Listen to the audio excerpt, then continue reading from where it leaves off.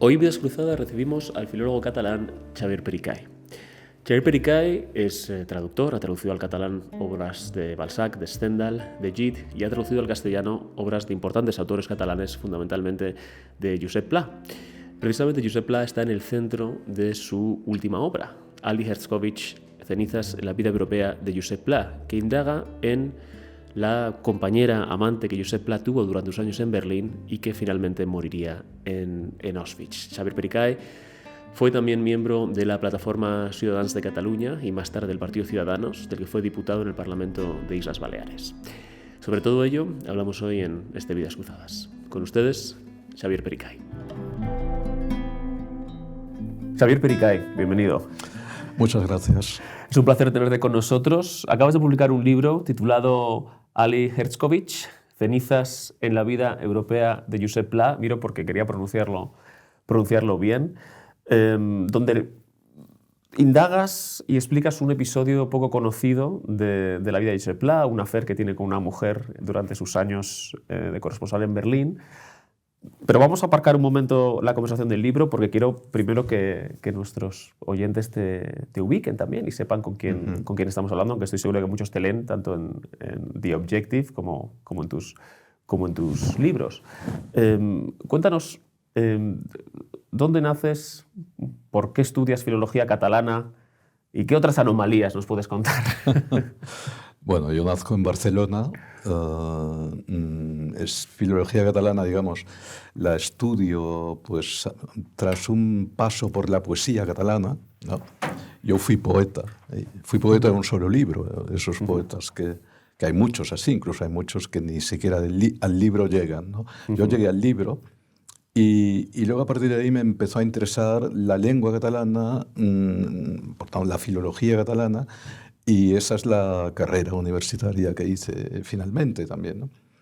Y bueno, y eso tuvo, yo creo, una relación primero con la literatura, o sea, la poesía, la literatura en general, y luego ya una relación, digamos, una justificación un poco más filológica, stricto sensu, vinculada con los medios de comunicación. Es decir, yo formé parte de una generación de correctores de medios de comunicación que no creíamos en un modelo anticuado para nosotros, y formalizado de catalán. En aquel momento, pues estamos hablando de los años primeros 80, que es cuando se puso en marcha TV3 y Catalunya Radio. Es decir, cuando el catalán, que hasta entonces era una lengua, pues estaba un diario, que era el diario Avui, y luego estaban, pues bueno, una lengua escrita sobre todo, ¿no?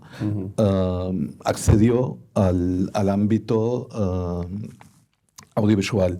A partir de ahí, la oralidad, que era algo que nunca se había tenido en cuenta de forma más o menos formalizada, tuvo que tenerse en cuenta, y el modelo que existía no servía, ¿no?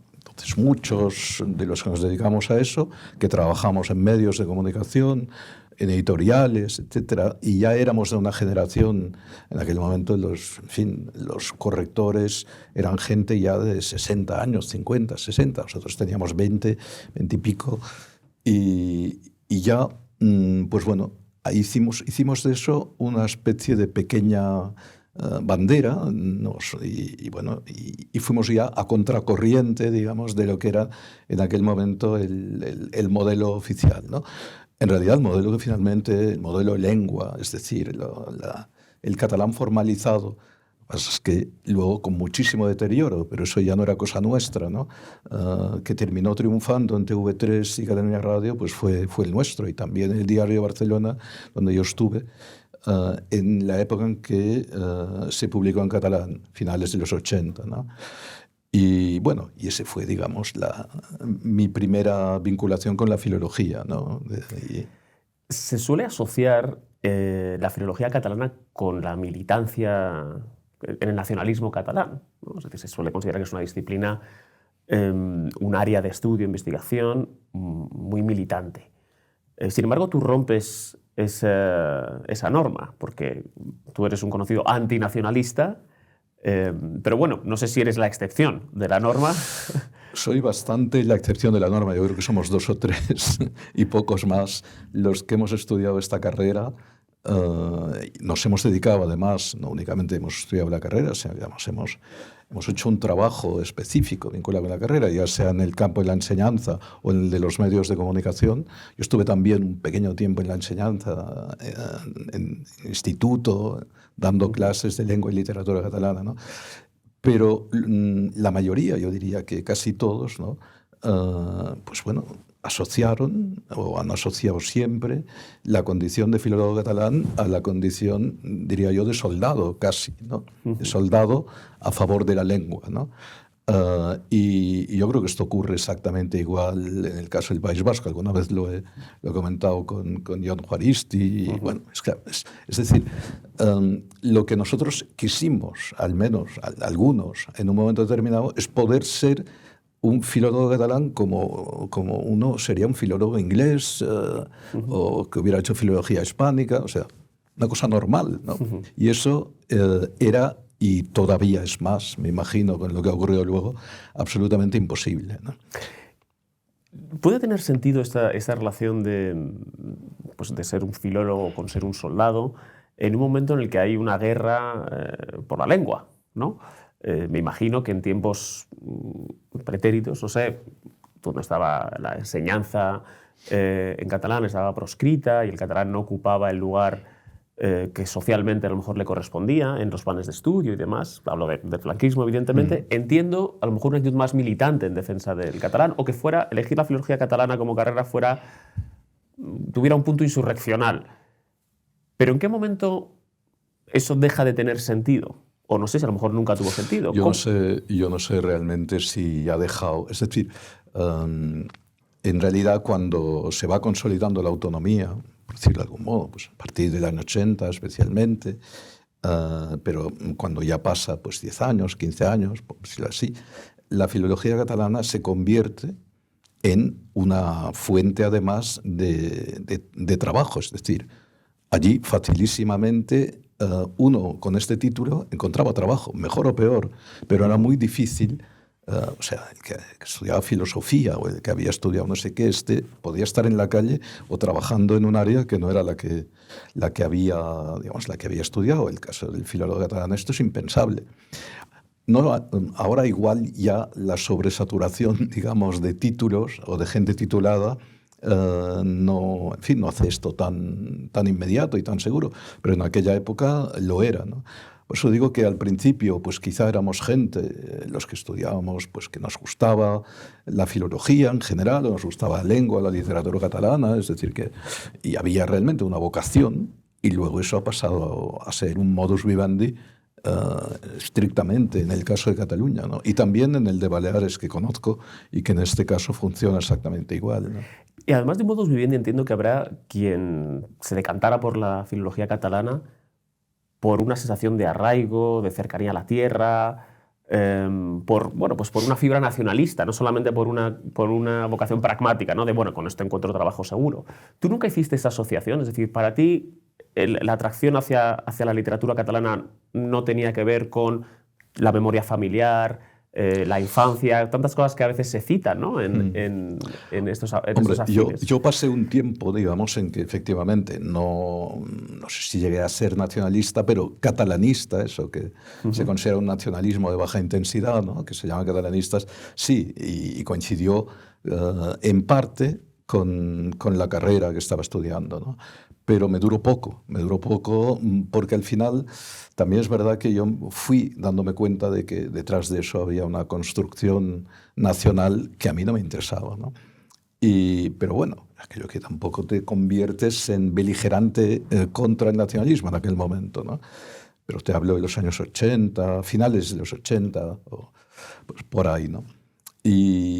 Pero bueno, finalmente ese arraigo, si quieres, yo soy hijo de catalanohablantes, el catalán es la lengua familiar, aunque también el castellano estaba en casa. Luego estudiamos los 4 hijos en el Liceu francés. El francés pasó a ser también para nosotros una lengua de cultura, ¿no? Sobre todo en aquellos años en que realmente era, la enseñanza en español, en los general, pues tenía mucho, excepto algunos institutos que realmente estaban bien cualificados, pues daba mucho que desear, ¿no? Entonces, además, poder aprender una lengua que en aquel momento todavía era una lengua no únicamente de cultura, sino que era una lengua de relación, ¿no? Pues luego ya el inglés lo fue poco a poco sustituyendo, ¿no? Y además, pues bueno, eso era para nosotros también una gran suerte, por llamarlo de algún modo, ¿no? En un hogar catalano hablante, como dices que el tuyo, y además con una persona como tú, y entiendo que es una cosa que te viene de familia, ¿no? El gusto por las letras Sí, mi padre era catedrático de griego, sí, y mi madre era licenciada en latín. O sea, que tengo una gran lucha grecorromana. Sí. Encima. Aunque soy el único hijo que hizo una carrera de letras, los otros tres de ciencias, ¿no? Sí, bueno, ya sabes que se dice que la filología es una carrera de ciencias también, ¿no? Sobre todo la filología griega. Eso ya depende, es otro tema, ¿no? Pero según la clasificación habitual, digamos, pues fui el único, pero no hice clásicas. Y se hablaba del estado del catalán durante el franquismo en casa, es decir, ¿esto es algo que comentabais o una reflexión interior que tú tenías? Bueno, aquí supongo que hay dos preguntas. Una, ¿cuál era el verdadero? Porque entiendo que sobre eso se ha hablado mucho y no sé cuánto será cierto. El estatus de la cultura y la lengua catalana durante el franquismo, que entiendo que no sería el mismo en el año 40 que en el año 74. ¿Y cómo se trataba este tema en casa, en un hogar catalano parlante? En casa yo no recuerdo que se hablara de estos temas. Cuando yo era niño, adolescente, etc. Me fui de casa a los 18 años, una cosa así, 17, 18 años. O sea pero bueno, el recuerdo que tengo de estos años no es realmente de que este fuera un tema de conversación. Mis padres tenían una buena biblioteca en catalán. Mis padres habían estudiado la carrera durante los años de la República y bueno, evidentemente tenían un conocimiento de la lengua y de la literatura que un poco, si quieres, transmitían a los hijos, pero tampoco de una forma militante, nunca fue eso, ¿no? Es decir, que en realidad esa voluntad, por así decirlo, de interesarte por la lengua y lo que había ocurrido durante el franquismo, eso ya estuvo mucho más en la carrera. Cuando yo estaba en determinadas asignaturas de la carrera y las relaciones que uno iba haciendo con compañeros de la universidad, etc., ¿no? Y lo que se transmitía efectivamente era una idea completamente falsa en relación con la realidad, que era una idea monolítica de persecución de la lengua catalana durante el franquismo. Es decir, la prohibición, hay aspectos concretos de prohibición del uso de la lengua indiscutibles. Por ejemplo, no hubo posibilidad de escolarizarse, ¿no? ¿Perdón? De escolarizarse. Sí, o sea, toda la parte de escolarización, evidentemente, el catalán no fue una lengua de uso ni de estudio al principio, luego más adelante de estudio sí, pero de uso no. Pero sobre todo, por ejemplo, algo que se va repitiendo desde hace mucho tiempo, que es que el catalán estuvo prohibido, por ejemplo, editar en catalán, ¿no? Se hizo de una forma genérica. Eso es completamente falso. Eso lo fue en los primeros años 40, porque luego se empezó a editar libros, algunas reediciones y algunas que no eran reediciones. Pla mismo empezó a editar libros hacia finales de los 40. Luego en los 50 eso ya fue un proceso en fin, a través de distintas editoriales. Había censura, pero la había también para el castellano. Es decir, que en realidad era una censura, ideas, ¿no? Era una censura de contenidos, no era una censura vinculada en este caso con la lengua, ¿no? Y lo curioso es, por ejemplo, no había prensa en catalán, había revistas a partir de los años 60 sobre todo, alguna revista mensual, algún semanario, etc. No había un periódico en catalán, ¿no? Pero es que en realidad no había ningún periódico nuevo en España. No hubo ningún periódico nuevo de iniciativa privada. En España, hasta la muerte de Franco, prácticamente hasta el periódico Madrid, que fue un poco el primero. El diario Madrid. El diario Madrid, sí.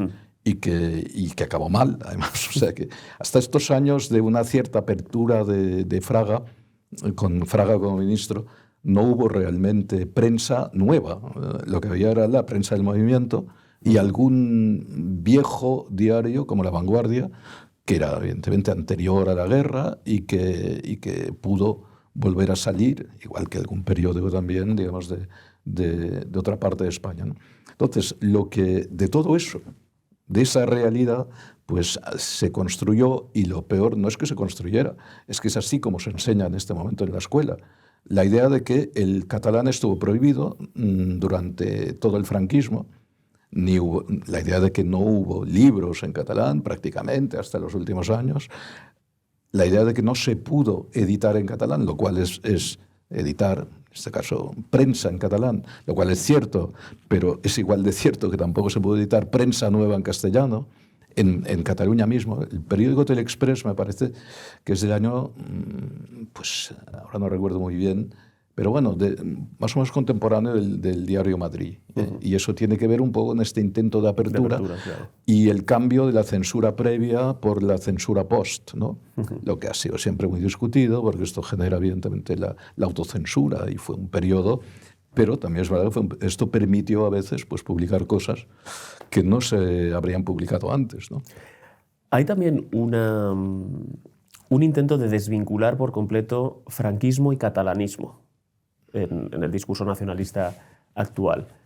Sin embargo, bueno, si uno bucea medianamente en las fuentes, esto no es exactamente así, ¿no? Se entiende que habrá muchas familias catalanoparlantes que no eran muy partidarias del bando republicano en el año 36, especialmente después del estallido de violencia anarquista y demás, ¿no?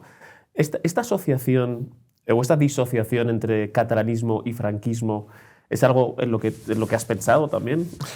Hombre, es evidente que también es un falseamiento, por decirlo así, de la historia, ¿no? En la medida en que hubo muchísimos catalanes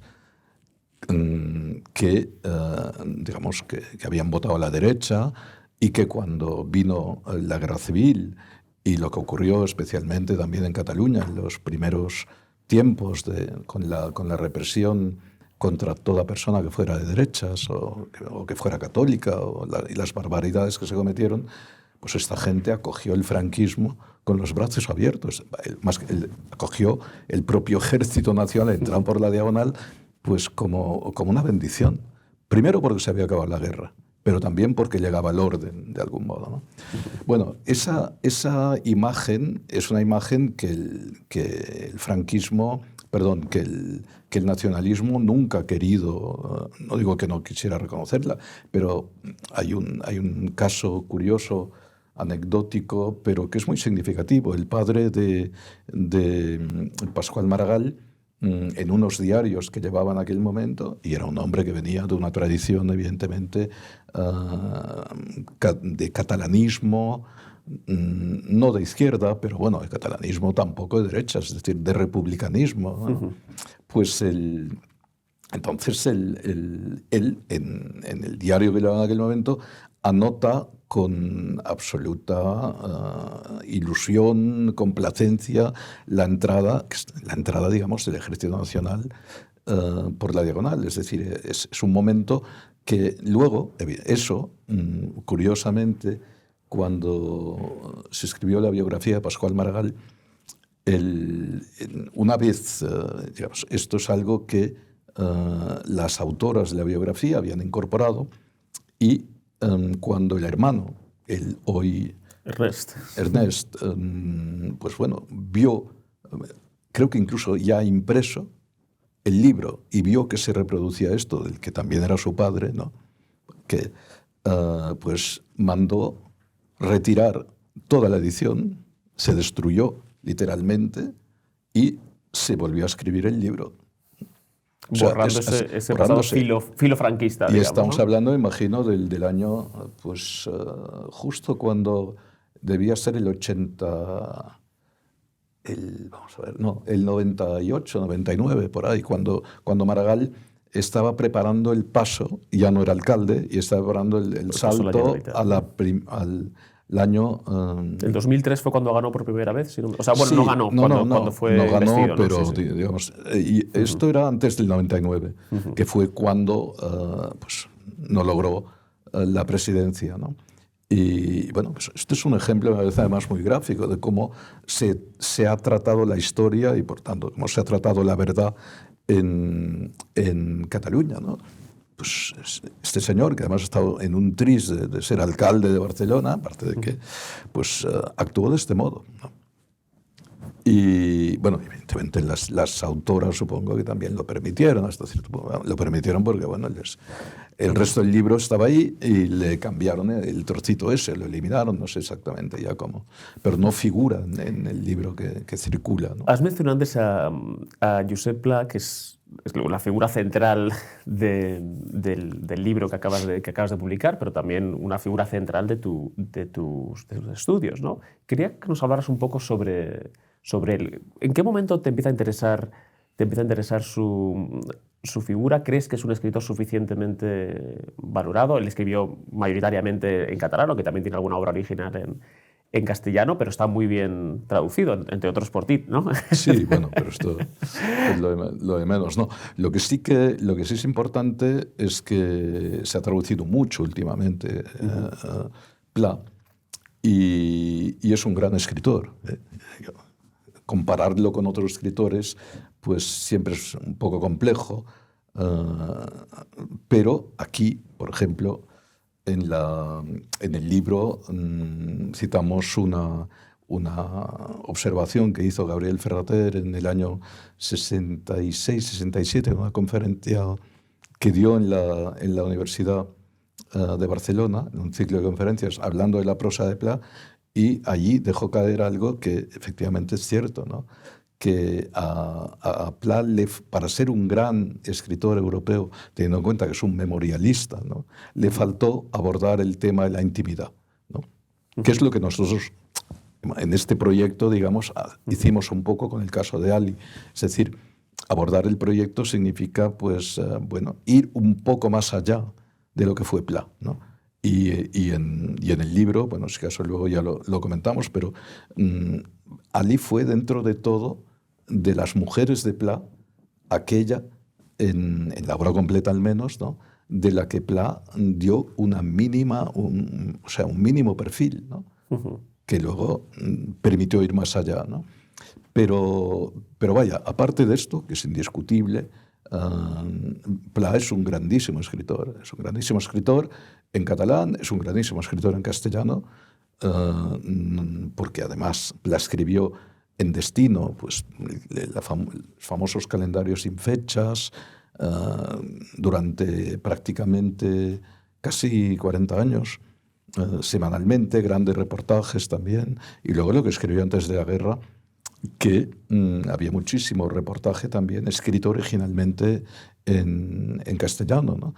Pero bueno, y en catalán también, por supuesto, muchísimo. Él quería ser, es cierto, un escritor catalán, de algún modo, desde un punto de vista canónico, figurar en el canon de la literatura catalana, lo cual es indiscutible que logró. En el de la literatura castellana, yo no sé si él seguramente no se lo propuso tanto, pero es evidente que una persona que ha escrito y que ha escrito lo que escribió él, pues también figura o debería figurar, ¿no? En España la verdad es que en general, para el público español, que lee en español, hombre, ha dado un gran salto la figura de Pla, ¿no? Y yo creo en el nivel de conocimiento y sobre todo también en el nivel de valoración, que mucha gente desconocía que existía un escritor que hubiera escrito lo que había escrito él, ¿no? Y en este sentido, bueno, se ha mejorado, ¿no? Lo que pasa es que también creo que el nacionalismo está muy interesado en que la idea de la traducción, de que Pla pueda ser traducido, incluso la obra completa ha escondido, de algún modo siempre, la procedencia castellana de muchos textos que fueron traducidos, ¿no? Eso por voluntad del propio Pla, ¿eh? Pero lo que quiero decir es que los estudiosos de Pla, bueno, y que están dentro de lo que es en este momento, pues yo qué sé, las universidades catalanas, etcétera, ¿no? parten de la base o de una tesis que es la siguiente. Si no hubiera ocurrido lo que ocurrió en la Guerra Civil, el franquismo, pues Pla habría escrito habría escrito en catalán todo lo que escribió en castellano, ¿no?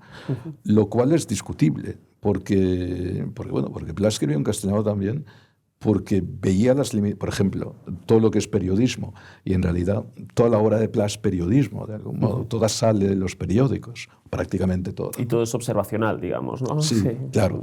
Pues eso que hizo, Pla tenía muy claro que para ganarse la vida tenía que salir del ámbito estrictamente catalán, y siempre estuvo buscando a través de periodistas pues, de aquí de Madrid, como el caso de Manuel Aznar, que era amigo suyo, y que había sido director del Sol y que luego dirigió La Vanguardia después de la guerra. Bueno, pues la posibilidad de encontrar una corresponsalía fuera, ¿no? Hay una verdadera obsesión en el caso de Pla en los años de la República. Aquí en Madrid se aburre, cobra muy poco. En aquel momento está en La Voz de Cataluña, en un periódico en catalán, y él busca por todos los medios la forma de irse, ¿no? De irse y de ganarse la vida, ¿no? Y bueno, esta es una de las reservas que se puede poner a la idea esa de que Pla se hubiera limitado a escribir en catalán. Porque el catalán, quieras que no, es una lengua evidentemente que siempre será, o hubiera sido en aquel momento, y será de alcance desde el punto de vista de los lectores y desde el punto de vista del conocimiento mucho menor que el español, claro. A mí me interesa también ¿qué debería hacer un plan de estudios de España con obras como la de Josep Pla? Por ejemplo, y pienso en Josep Pla y pienso en otros grandes escritores que escribieron en catalán, por ejemplo, Narcís Oller, ¿no? Que es un autor que no es inferior a otros grandes novelistas españoles del 19 y que, sin embargo, es muy poco conocido, ¿no? Frente a Leopoldo Alas Clarín, a Galdós, a Pardo Bazán, incluso Pereda, ¿no? Y escritores menores que estos, pero ¿crees que se deberían enseñar estas obras traducidas? O sea, que tenga que ser obligatorio, igual que uno lee, pues no sé, Fortunata y Jacinta, que lea La fiebre del oro. Pues yo creo que sí, yo no veo por qué no tendría que formar parte de las lecturas. Claro, en el caso de Cataluña o de Baleares, donde también se incorpora, son lecturas que están dentro de una asignatura que ya se llama literatura catalana o lengua catalana, ¿no? Claro. Y hay otra que se llama lengua castellana o literatura castellana, ¿no? Pero allí donde no hay ninguna asignatura de este tipo, pues yo creo que sería incluso una buena idea, ¿no? Sí, yo lo creo y también. Lo mismo con aquellas obras de otras partes de España que estén originalmente o que hayan sido concebidas originalmente en otra lengua, por ejemplo en gallego. Pero es verdad que hay una voluntad de compartimentar permanente, ¿no? Y lo mismo que hacemos o que hacen los que son responsables de los currículos de enseñanza, que hacen con, por ejemplo, con la asignatura de historia. La asignatura de historia que generalmente pues, se enseña un poco, según la comunidad autónoma, se enseña esta historia, otra historia, y lo que no hay es una voluntad realmente de una historia común de España, en la que no hay por qué privar de lo que ocurrió a lo largo de los siglos a alguien de Extremadura, alguien que está estudiando, por ejemplo, en Extremadura, de lo que ocurrió en Cataluña. ¿Por qué? O inversamente, ¿no? Esos son absurdos, que solo tienen una lógica, evidentemente, que es la lógica del nacionalismo, de mirar únicamente lo que a ti te compete, la misma forma que no quieres que se traduzca, curiosamente, pues a menudo autores catalanes que se traduzcan al castellano, le parece muy bien que se traduzcan al alemán, al inglés, al francés, ¿no? Pues son estrategias que son absolutamente o básicamente ideológicas. Esta crítica al nacionalismo entiendo que es lo que te llevó en el año 2005 a estar con todo ese otro equipo, algunos de los cuales han pasado por aquí, en la creación de lo que primero fue una plataforma, después un partido político que fue Ciudadanos, ¿no? Un partido que nace como alternativa socialdemócrata en un principio, a un PSC que había estado volcado, que ya había adoptado otras... Si me permites, sí, claro. No estoy de acuerdo, porque los hechos no son así. Y es algo que se ha ido repitiendo, lo del Ciudadanos Socialdemócrata. Ciudadanos nace el manifiesto y luego el primer congreso como un partido que tiene, por hablar de patas, una pata socialdemócrata y otra liberal. O sea, más bien con una fórmula social-liberal. Social-liberal, sí. Exacto. Vale. Lo digo porque el otro día leía unas declaraciones de Guillermo del Valle, que ha recogido esa idea del paso, digamos, de un ciudadano socialdemócrata inicial a un ciudadano luego ya liberal, de derechas, cuando el partido pues se va creciendo en España, ¿no? Eso es verdad, es decir, que el crecimiento, que es además cuando yo estaba más implicado en el partido, ya a partir de 2015, se produjo básicamente por el centro derecha y no por el centro izquierda, es decir, en detrimento del PP y no en detrimento del PSOE y poco más allá, porque yo creo que Izquierda Unida y todo eso ya no. Pero al principio este partido tenía una voluntad transversal y la tenía por una razón que además es muy, muy fácil de explicar. Era un partido básicamente antinacionalista. Era un partido que difería de lo que podría ser, por ejemplo, un partido como Vox, en que Vox sustituye el antinacionalismo por otro nacionalismo, por hablar de forma simple, y eso Ciudadanos nunca lo hizo en sus comienzos, sino que al revés, lo sustituyó el sentimentalismo que incorpora pues, todo nacionalismo por la racionalidad, es decir, por los hechos, y como el nacionalismo era realmente un eje, una parte simbólica de aproximación a la política, pues nosotros propusimos exactamente lo contrario. Y luego hay una cosa muy fácil, cuando uno mira los resultados de las primeras elecciones, donde sacó Ciudadanos 3 diputados por los pelos, muy justito, y ahí si hubiéramos fracasado, pues yo creo que ya habría sido muy difícil remontar. Pues curiosamente, si tú miras los votos que sacó Ciudadanos y miras los que perdió el Partido Popular, y parte de los que perdió el PSC, que fueron más, está claro que Ciudadanos no los sacó únicamente del Partido Socialista, quizás sacó más de ahí, pero también del PP. Por eso, porque realmente mucha gente, y de ahí vuelvo a lo de la transversalidad, ¿no? Luego es verdad que el partido quizá cogió ya en el segundo congreso unas pautas más, más socialdemócratas y con un proyecto de sustitución o de recuperación de la vieja federación del PSOE, etc. Y ya más adelante, cuando las europeas y el crecimiento, lo que decía antes, bueno, entonces ahí sí que se fue decantando el partido, y yo creo que se fue decantando por algo que cuando has estado en política pues te das cuenta que es inevitable, es decir, cuando tú ves por dónde creces, ¿no? O sea, claro, tú puedes decir, no, por ahí no voy a ir, pero si ves que por ahí vas ganando votos, si ves que por ahí vas ganando de algún modo pues presencia territorial, pues bueno, la ambición del partido era una ambición en aquel momento ya nacional, ¿no? Es difícil, yo creo, para cualquier político, y en este caso hablo de Albert Rivera, en el caso de Albert y en el caso de cualquier otro político, ¿no?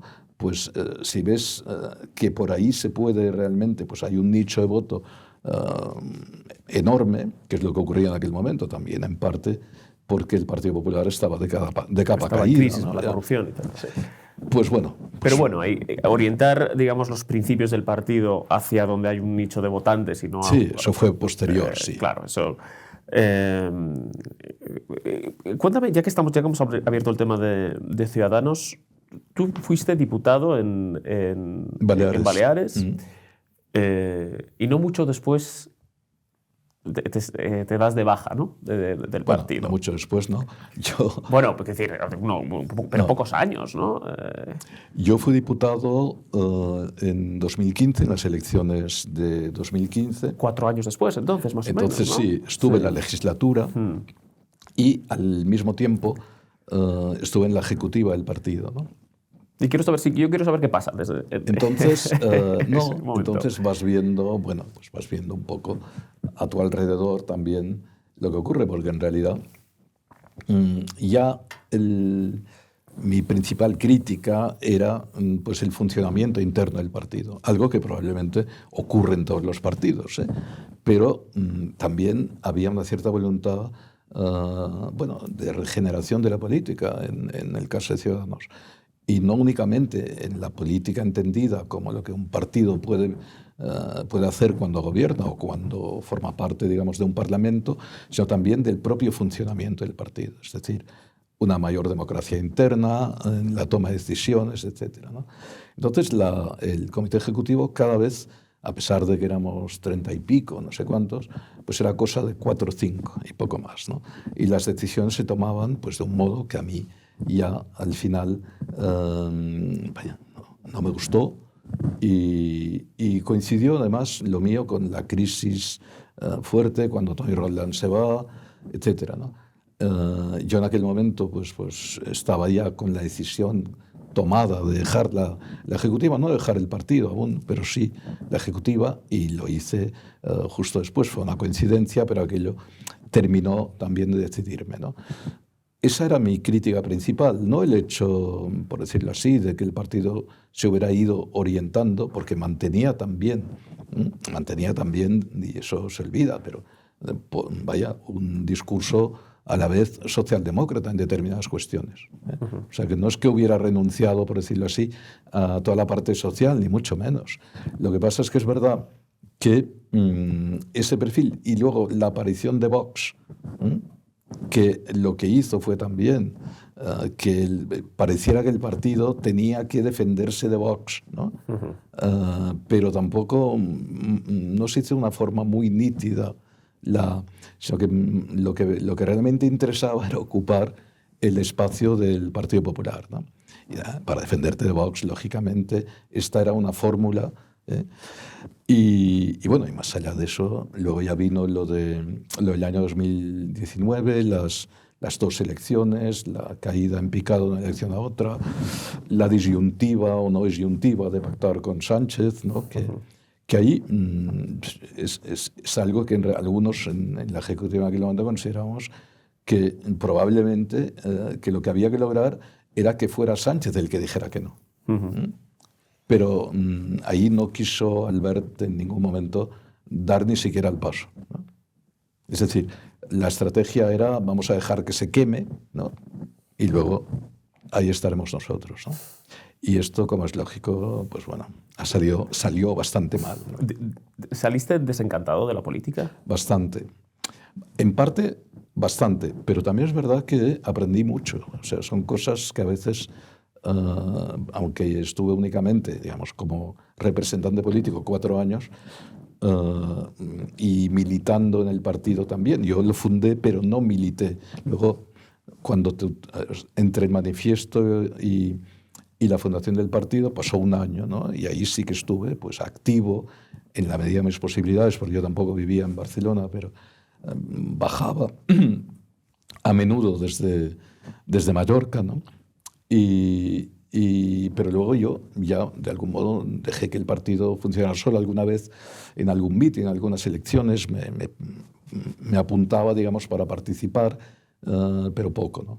En 2015, cuando realmente empieza la expansión y en Baleares pues hay que montar algo, es cuando doy el paso de dedicarme a la política. Y ahí aprendes mucho que desde fuera pues cómo funcionan las cosas, ves cómo funcionan para bien y cómo funcionan para mal, ¿no? La idea es que el partido político no tiene remedio, en la medida en que acaba funcionando siempre como una especie de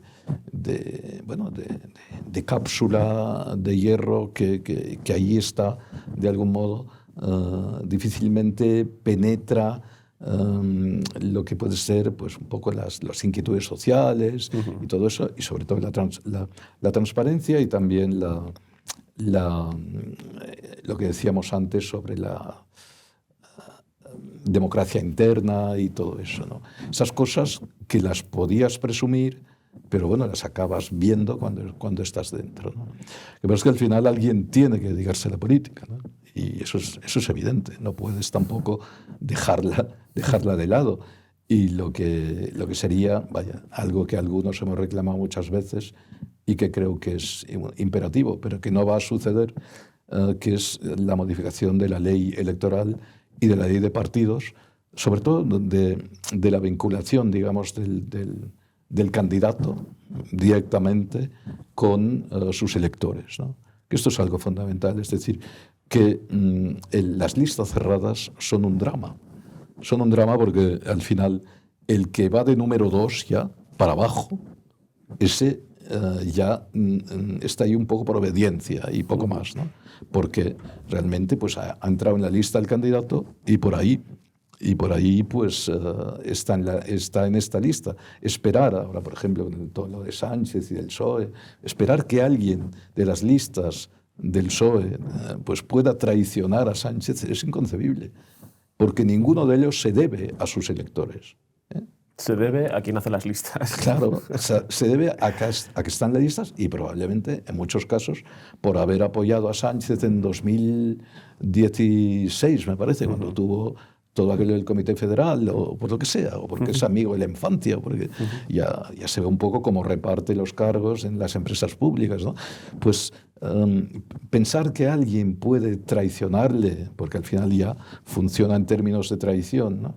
Yo creo que es absolutamente impensable. Porque, en cambio, si este señor o esta señora tuviera que dar explicaciones de lo que hace a sus electores, como ocurre en otros modelos, digamos, electorales o de ley de partidos, eso sería muy distinto, sobre todo el modelo anglosajón, que es el que más, donde hay más vinculación, digamos, de este tipo, ¿no? No quiero que se nos acabe el tiempo sin hablar del libro. Parece muy bien. Entonces, este libro que presentas, que además es fruto de una investigación que haces con otros colegas, parte de unas palabras que dice Josep Pla en sus notas dispersas, en el que hace mención a esta joven, ¿no? Un retrato que se llama La señorita Ali Herskovich. Y es una mujer que conoce durante sus años como corresponsal en Berlín, en esos años que él dice cuando un dólar o el marco, dólar, por un dólar te daban 300.000 marcos o algo parecido, ¿no? Haciendo referencia a esa superinflación, ¿no? Exacto. Y cuéntanos, ¿por qué llama tu atención la mención de esta mujer, que luego murió en Auschwitz, que ese es, digamos, el motivo también de la investigación? ¿Por qué ese interés en tirar del hilo de esta mujer? ¿Y qué habéis aprendido, ¿no? ¿O qué has aprendido tú como el autor del libro? En realidad, efectivamente, ese es un proyecto coral que difícilmente habría nacido sin esa multiplicidad de autores, que además yo vivía en Mallorca, pero bueno, eso. Ahí tenía poca importancia Arcadio Espada en Barcelona, Sergio Campos en Berlín, Eugenia Godina en Rotterdam y Marcel Gascón estaba en Bucarest, ¿no? Sí. Haciendo me parece un Erasmus y bueno, entonces pues gracias a eso y a la coincidencia en este caso, cuando Arcadio Espada y Sergio Campos fueron a visitar el memorial del Holocausto de Berlín, ¿no? Allí vieron que había realmente en aquel momento una web en la que se podía indagar sobre personas que habían muerto en el Holocausto, ¿no? Ahí fue la idea de decir, bueno, vamos a ver si por casualidad figura Ali Herskovich y podemos saber algo de ella, ¿no? Porque claro, es verdad que el retrato que hace Pla es un retrato muy limitado, muy escueto, ¿no? Y además dejando muchas cosas sin aclarar de dónde las ha sacado, ¿no? Entonces, un poco por ahí... Y a veces tiene 18, a veces tiene 19 años, ¿no? O sea, ¿no? Ella tenía... Bueno, luego cuando llegamos a saber, porque realmente el libro sí que llega a trazar un retrato, no diré completo, pero ya bastante aproximado, de quién fue Ali Herskovich, ¿no? Y de quién fue Pla en relación con Ali Herskovich, que es la otra parte del libro, ¿no? Pla, esto fue exactamente hace un siglo, en 1923, Pla tenía entonces 26 años y Ali tenía pues 19 en realidad, 18, 19 por ahí. Y bueno, y ya tuvieron lo que hoy diríamos un lío, y entonces se decía quizá un romance, ¿no? Cortito, pero que luego también duró el año siguiente en París y tuvo una continuación, y bueno. Y bueno, el interés nuestro, a partir de aquel momento, fue el de saber quién era Ali Herskovich. El libro es la indagación de todo esto, el proceso de indagación, con algo que yo creo que da interés al libro también, y es que el modus operandi está sistemáticamente, no está escondido. Es decir, que lo que vamos descubriendo coincide con el cómo lo vamos descubriendo, ¿no? Y también allí están, lógicamente, los fracasos de la investigación, porque hubo fracasos, es decir, cosas que no llegamos a aclarar. Tuvimos la gran suerte de conocer al sobrino de Ali, que vive en París. La gran suerte porque de ahí, evidentemente, sacamos todas las fotografías, la imagen, mucha información, mucha documentación. Y luego, además, pues fue eso, lo clásico, digamos, de un reportaje periodístico, en realidad, que es desplazarte al lugar de los hechos, buscar muchísimo en archivos, ¿no? Y hablar, en este caso, con el único miembro de la familia superviviente. Luego hay algo, yo creo, que es fundamental en el libro, es que descubrir, a medida que íbamos avanzando, descubrir qué fue el Holocausto, ¿no? No qué fue el Holocausto, todos más o menos lo sabemos, ¿no? Pero cómo funcionó eso en países como, por ejemplo, Francia, que siempre ha sido un modelo para los españoles, ¿no? En la medida en que es la república, en fin, todo lo que tiene que ver con la razón y con la gran cultura, de algún modo, ¿no? Pues bueno, cómo habían actuado los franceses durante la Guerra Civil, durante la Segunda Guerra Mundial, con el colaboracionismo, las redadas que se hicieron y que acabaron, entre otras personas, con Ali en Auschwitz, pero en Francia hubo unos 80.000 judíos asesinados, no todos yendo en campos de exterminio, algunos incluso por otros métodos de fusilamientos y cosas así, pero vaya, se calcula que unos 80.000, ¿no? Y lo grave es que todo este proceso se hizo bajo instrucciones de la policía alemana o del ejército alemán más bien, pero sobre todo fue la policía francesa la que efectuó las redadas, que la de Ali, por ejemplo, eran unos 12.000, 13.000, y luego quizá más en días sucesivos, y la policía lo hizo casi motu propio, es decir, Laval, en aquel momento, el primer ministro, dijo, por ejemplo, los alemanes no querían que los niños también formaran parte de la redada y, por lo tanto, fueran también a los campos de exterminio. Fue Laval el que dijo, sin conocer, o sea, sabían evidentemente que iban a un campo de concentración, eso no había duda, pero a un campo de exterminio, en principio, en el año 42, que es cuando se produce no lo sabían, ¿no? Y Laval dice, no, pues que se vayan también los niños, ¿no? Es decir, que al final así no los separamos de sus padres, ¿no? Con el triste destino que tuvo, evidentemente, familias enteras destruidas y, en fin, asesinadas. Entonces, lo que nos lleva a ver eso es la ignorancia que teníamos nosotros mismos de lo que fue el Holocausto, ¿no?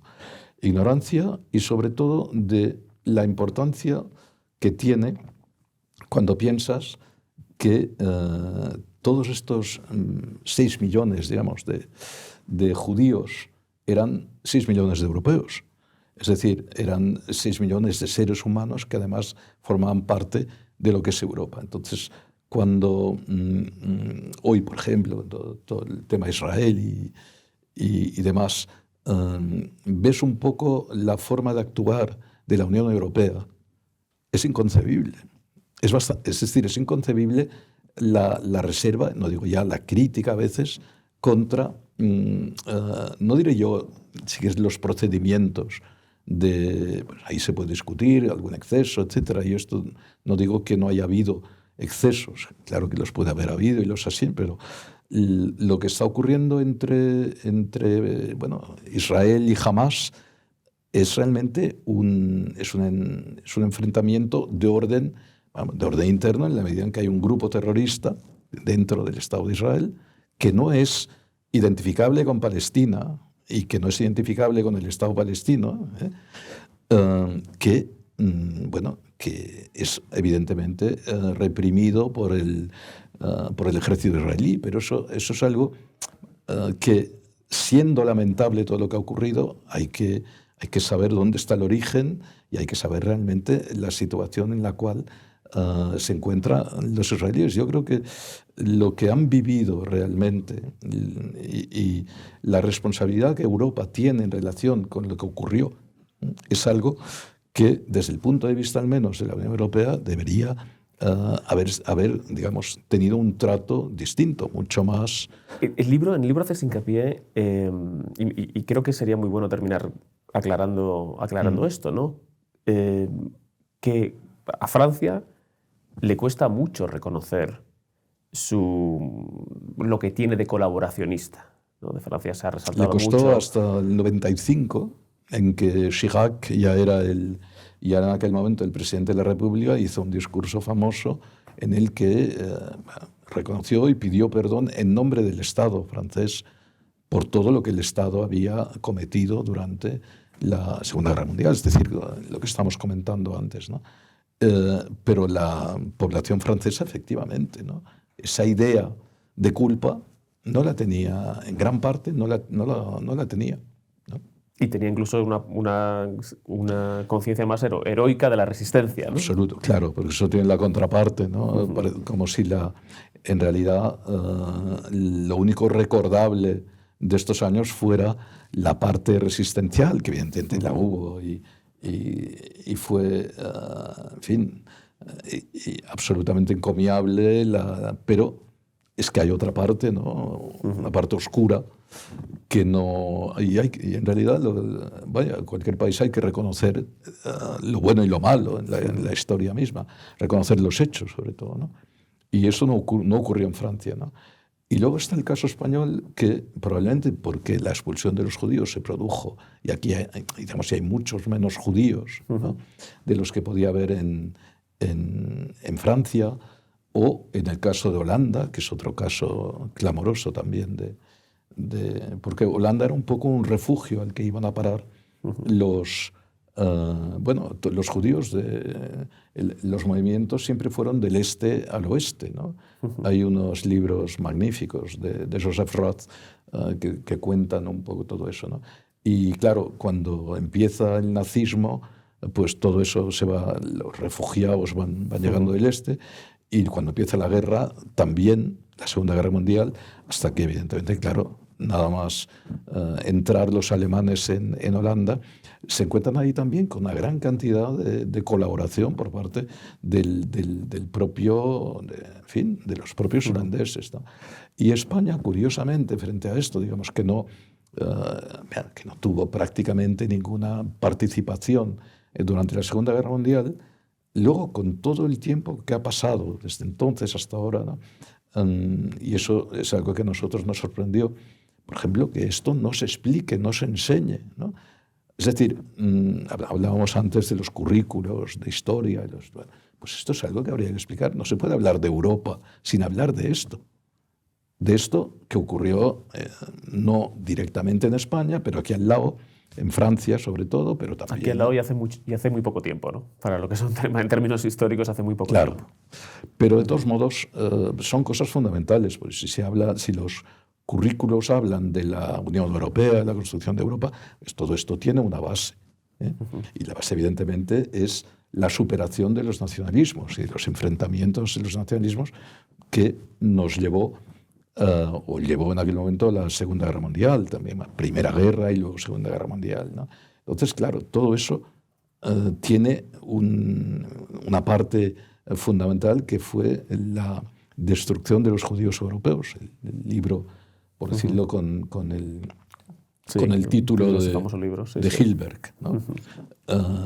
Y es así. Y claro, cuando una población de la que aparte, digamos, de los muertos en los conflictos bélicos, pues haces desaparecer 6 millones de personas, pues como es natural, yo creo que es algo que debería ser, y sobre todo debería ser asumido desde un punto de vista moral.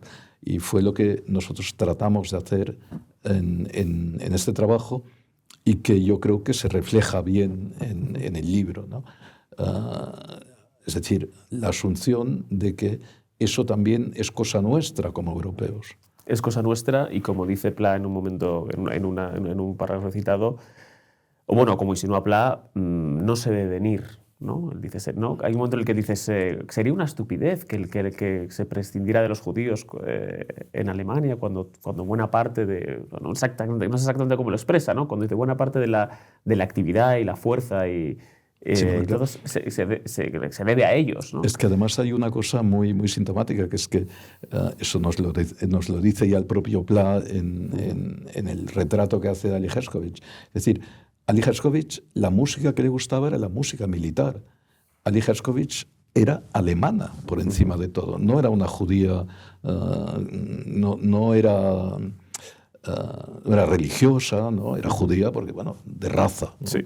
Y eso es una de las grandes claves también de interpretación de la presencia, sobre todo de los judíos occidentales, ¿no? De la parte occidental, que es que el hecho de que sean judíos pues significa, bueno, es algo menor dentro de la nacionalidad en la que se encuentra. Es decir, por eso Alemania pues tenía tantísimos, Alemania, bueno, Austria, en fin, todos los países donde luego hubo una represión implacable, y lo mismo ocurría en el resto de países occidentales, ¿no? Y lo judío era lo menor, lo judío era, en algunos casos, pues era más importante la religión. Pero en general ¿no? era un elemento de la identidad, Exacto. de una identidad mucho más compleja. Sair Pericay, cerramos con la pregunta habitual, que es pedirte que nos recomiendes a alguien para invitar.